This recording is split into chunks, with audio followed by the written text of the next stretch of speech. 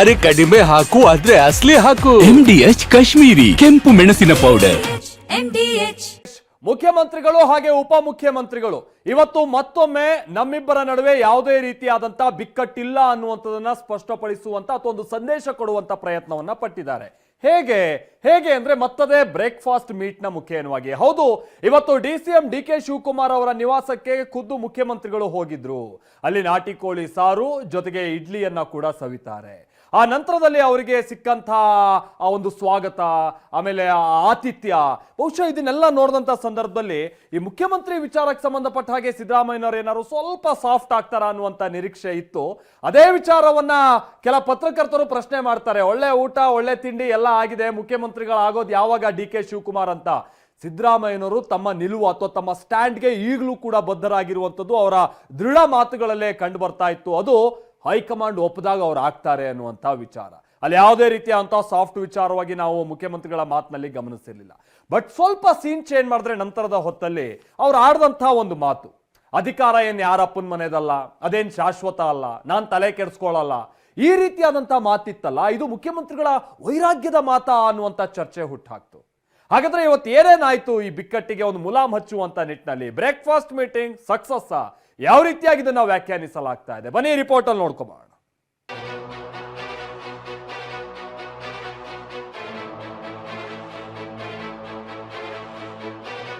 ಇವನು ವೆಜಿಟೇರಿಯನ್ನು, ನಾನು ನಾನ್ ವೆಜಿಟೇರಿಯನ್ನು. ಹಳ್ಳಿಯಿಂದ ಕೋಳಿ ತಗಬ, ಒರಿಜಿನಲ್ ಸಿಗೋದಿಲ್ಲ. ಸೊ ಎಲ್ಲ ಬ್ರೇಕ್ಫಾಸ್ಟ್ ಎಲ್ಲ ಮಾಡಿದ್ದೀವಿ. ಮಾಡಿದ್ಮೇಲೆ ರಾಜಕೀಯವಾಗೂ ಕೂಡ ಚರ್ಚೆ ಮಾಡಿದ್ದೀವಿ.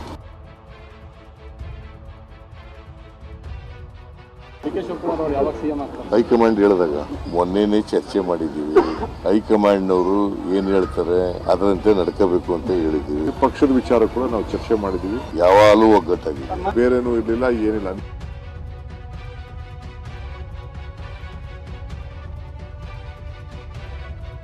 ನಾವಿಬ್ರು ಬ್ರದರ್ಸ್ ತರ ಕೆಲಸ ಮಾಡ್ಕೊಂಡು ಹೋಗ್ತಾ ಇದ್ದೀವಿ. ನಾವ್ ಯಾವಾಗಲೂ ಬ್ರದರ್ಸೇ, ಒಂದೇ ಪಕ್ಷದಲ್ಲಿ ಇದ್ದೀವಿ.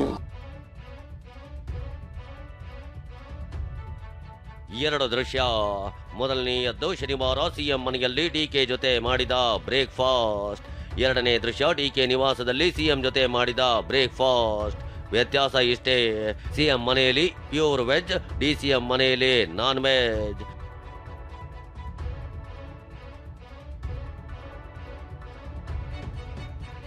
ಇವನು ವೆಜಿಟೇರಿಯನ್ನು, ನಾನು ನಾನ್ ವೆಜಿಟೇರಿಯನ್ನು. ಆದ್ರೂ ನಾನು ನಾನ್ ವೆಜಿಟೇರಿಯನ್ ಮಾಡಿಸಿರ್ಲಿಲ್ಲ. ಇವನಿಗೆ ಹೇಳಿದೆ, ನೋಡಪ್ಪ ಹಳ್ಳಿಯಿಂದ ಕೋಳಿ ತಗಬ, ಇಲ್ಲಿ ಬೆಂಗಳೂರಿನಲ್ಲಿ ಒರಿಜಿನಲ್ ಸಿಗೋದಿಲ್ಲ ಅಂತ. ನಾವು ಇಬ್ಬರು ಕೂಡ ಬಹಳ ಸಂತೋಷದಿಂದ ಬ್ರೇಕ್ಫಾಸ್ಟ್ ಅನ್ನ, ನಮ್ಮನೆ ಬ್ರೇಕ್ಫಾಸ್ಟ್, ಅವ್ರ ಮೈಸೂರದೇ ಬ್ರೇಕ್ಫಾಸ್ಟ್ ಅದು. Mrs is from Mysuru, Mysuru taste. So ಅವ್ರದೇ ಬ್ರೇಕ್ಫಾಸ್ಟ್ ಅದು. ಸೊ ಎಲ್ಲ ಬ್ರೇಕ್ಫಾಸ್ಟ್ ಎಲ್ಲ ಮಾಡಿದ್ದೀವಿ. ಮಾಡಿದ್ಮೇಲೆ ರಾಜಕೀಯವಾಗೂ ಕೂಡ ಚರ್ಚೆ ಮಾಡಿದ್ದೀವಿ. ಎರಡು ಬ್ರೇಕ್ಫಾಸ್ಟ್ಗಳ ಸಂದೇಶ, ಸಾರಾಂಶ ಒಂದೇ. ಅದು ನಮ್ಮಿಬ್ಬರಲ್ಲಿ ಏನೋ ಭಿನ್ನಾಭಿಪ್ರಾಯವಿಲ್ಲ, ನಾವೆಲ್ಲ ಒಗ್ಗಟ್ಟು ಅನ್ನೋದು. ಇಂಟ್ರೆಸ್ಟಿಂಗ್ ಅಂದ್ರೆ ಯಾರ ಟೈಮ್ ಹೇಗಿದೆಯೋ ಗೊತ್ತಿಲ್ಲ, ಮುಂದೇನಾಗುತ್ತೆ ಅನ್ನೋದು ತಿಳಿದಿಲ್ಲ. ಹೀಗಿದ್ರು ಇಂದು ಸಿಎಂ ಮತ್ತು DCM ಕೈಯಲ್ಲಿ ಒಂದೇ ಬ್ರಾಂಡ್ನ ವಾಚ್ ಇತ್ತು. ಕಾರ್ಟಿಯನ್ ಬ್ರ್ಯಾಂಡ್ನ ಒಂದೇ ಕಲರ್ನ ವಾಚನ್ನ ಇಬ್ಬರು ಕೈಗೆ ಕಟ್ಟಿದ್ರು.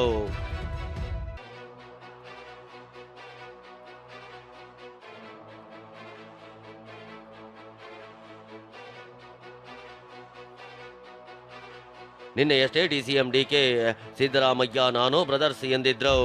ಇಂದು DK ನಿವಾಸಕ್ಕೆ ಆಗಮಿಸಿದ್ದ ಸಿಎಂ ಸಿದ್ದರಾಮಯ್ಯಗೆ ಖುದ್ದು DK ಪತ್ನಿ ಉಷಾ ಅವರೇ ಮಾಡಿದ್ದ ಇಡ್ಲಿ, ಮೈಸೂರು ಶೈಲಿಯ ನಾಟಿ ಕೋಳಿ ಸಾರು ಬಡಿಸಿದ್ರು. ಎರಡನ್ನು ಆಸ್ವಾದಿಸುತ್ತಾ ಸೇವಿಸಿದ ಸಿಎಂ ಬಳಿಕ ಹೇಳಿದ್ದು, ನಾನು DK ಬ್ರದರ್ಸ್ ಅಂತ. ಅಲ್ಲಪ್ಪ, ಅದು ನಂದು ಸಿಎಂದು ಸಂಬಂಧಪಟ್ಟಂತ ವಿಚಾರ.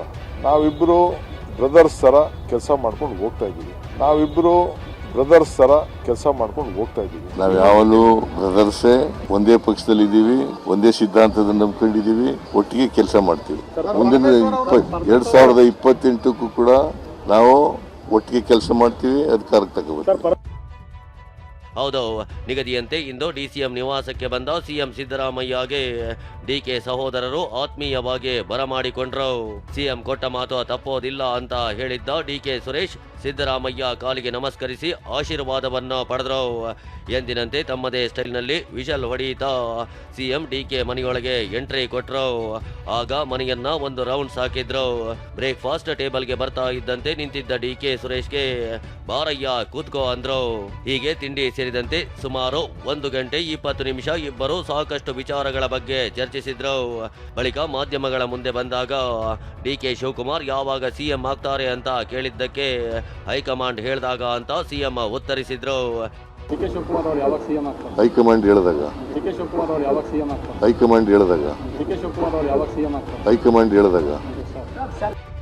ಹೀಗೆ ಹೇಳಿದ ಸಿಎಂ ನಾಯಕತ್ವ ಬದಲಾವಣೆಯ ತೀರ್ಮಾನವನ್ನ ಮತ್ತೊಮ್ಮೆ ಹೈಕಮಾಂಡ್ ಹೆಗಲಿಗೆ ಹಾಕಿದ್ದಾರೆ.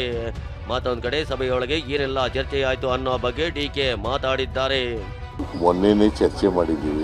ಹೈಕಮಾಂಡ್ನವರು ಏನು ಹೇಳ್ತಾರೆ ಅದರಂತೆ ನಡ್ಕೋಬೇಕು ಅಂತ ಹೇಳಿದ್ದೀವಿ. ರಾಹುಲ್ ಗಾಂಧಿ ಏನು ಡಿಸಿಷನ್ ತಗೋತಾರೆ ಅದರಂತೆ ನಡ್ಕೋಬೇಕು ಅಂತ ಮೊನ್ನೆನೇ ಚರ್ಚೆ ಮಾಡಿದ್ದೀವಿ. ಇವತ್ತು ಅದನ್ನೇ ಚರ್ಚೆ ಮಾಡಿದ್ದೀವಿ. ಪಕ್ಷದ ವಿಚಾರ ಕೂಡ ನಾವು ಚರ್ಚೆ ಮಾಡಿದ್ದೀವಿ. ಸರ್ಕಾರದ ವಿಚಾರ ಕೂಡ ಚರ್ಚೆ ಮಾಡಿದ್ದೀವಿ. ಅಸೆಂಬ್ಲಿ ವಿಚಾರ ಕೂಡ ಚರ್ಚೆ ಮಾಡಿದ್ದೀವಿ. ಚರ್ಚೆ ಮಾಡಿ ನಾವು ಯಾವ ರೂಪರೇಷೆಗಳನ್ನ ತರಬೇಕು, ಶಾಸಕರಿಗೆ ಏನು ಸಂದೇಶ ಕೊಡಬೇಕು, ಯಾವ ರೀತಿ ಹೋರಾಟ ಮಾಡಬೇಕು, ಅವ್ರು ಏನೇನು ವಿಚಾರಗಳನ್ನು ತರಬಹುದು ಅನ್ನೋದು ಈಗಾಗಲೇ ಮುಖ್ಯಮಂತ್ರಿಗಳು ತಿಳಿಸಿದ್ದಾರೆ.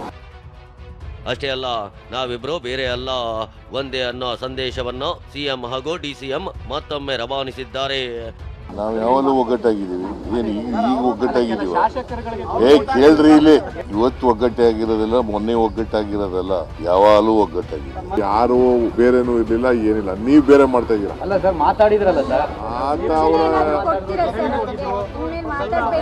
ಅವ್ರ ಅಭಿಪ್ರಾಯ ಹೇಳಿದ ತಕ್ಷಣ ಬೇರೆ ಬೇರೆ ಅಂತಲ್ಲ.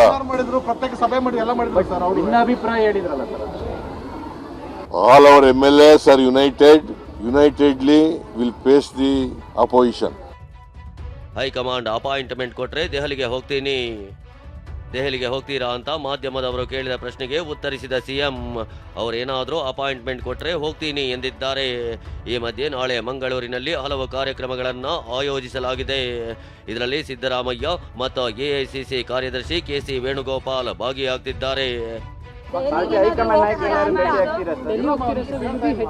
ಸಮಯ ಸಿಕ್ಕಿದ್ರೆ ಅವರು ನಮಗೆ ಅಪಾಯಿಂಟ್ಮೆಂಟ್ ಕೊಟ್ಟರೆ ಭೇಟಿ ಆಗ್ತೀವಿ.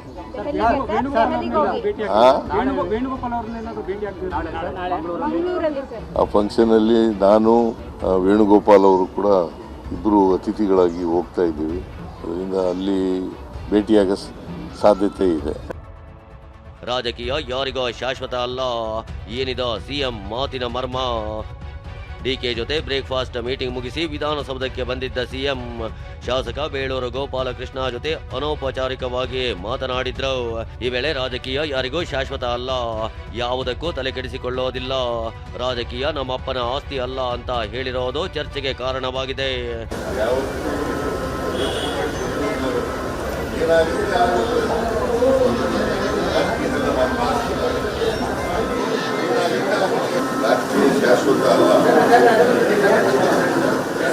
ಒಂಚೂರು ಸೈಡ್ ಅಣ್ಣ.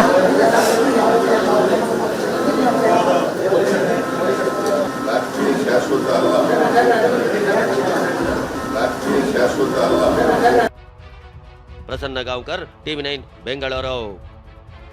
MDH ನ ಕಿಚನ್ ಅಲ್ಲಿದ್ರೆ ನಾವು ಎಲ್ಲವನ್ನು ಮಾಡಬಹುದು. ಬೆಂಗನ್ ಕ ಬರ್ತಾ, ಆಲೂ ಗೋಬಿ, ಭಿಂಡಿ ಮಸಾಲಾ, ಇನ್ನೂ ಬಹಳಷ್ಟು.